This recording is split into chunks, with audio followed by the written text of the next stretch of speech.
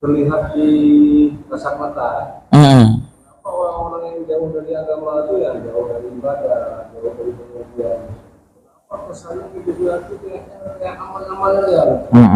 Jadinya pulang bisa pulang itu buat ini mama tadi. Itu gelap ini kan remehan dulu ya. Tapi tentu tolong jawabnya dikasih Indonesia apa itu. Ya. Itulah justru karena dia tidak punya ilmu, maka dia tidak tahu apa yang sebenarnya menjadi kebutuhannya. Dia mengira kebutuhannya adalah untuk mengejar materi dunia karena tidak ada ilmu tadi, ilmu syariat. Maka dia mengira bahwa dia sudah mapan, sudah mencukupi, sudah dalam kebaikan. Karena prioritasnya adalah keberhasilan, kesuksesan di dunia.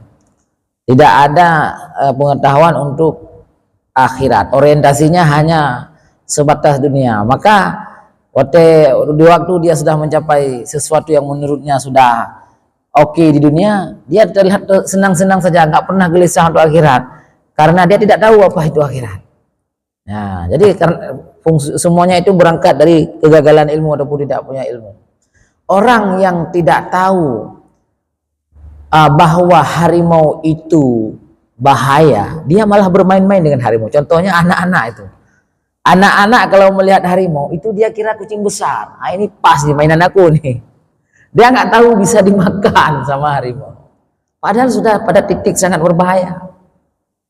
Dia malah senang dapat kucing besar. Mainan baru nih. Langka, nggak pernah ada seperti ini mainan. Itu pola pikir anak-anak, dia suka mainan. Seperti itulah orang yang tidak punya ilmu akhirat.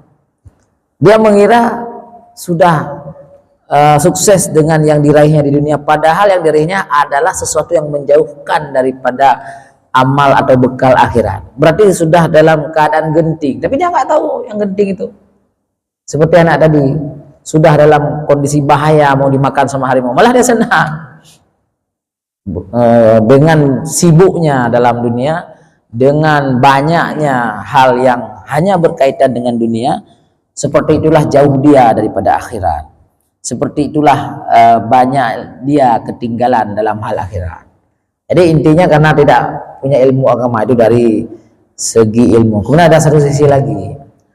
Orang yang kehidupan sehari-harinya kalau dilihat dalam kacamata agama adalah berdosa, namun hidupnya malah mendapatkan nikmat, dan bahkan dengan nikmat itu dia menambah dosanya.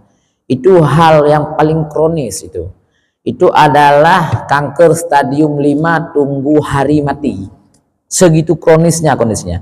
Artinya kalau dalam istilah ilmu agama itu namanya istidraj. Istidraj itu adalah kondisi Tuhan paling marah sama dia. Karena saking marahnya, sebalik yang kita katakan tadi, orang yang Allah inginkan masuk ke surganya, bahagia di akhirat, diberi ilmu agama sehingga dia mau mengaji.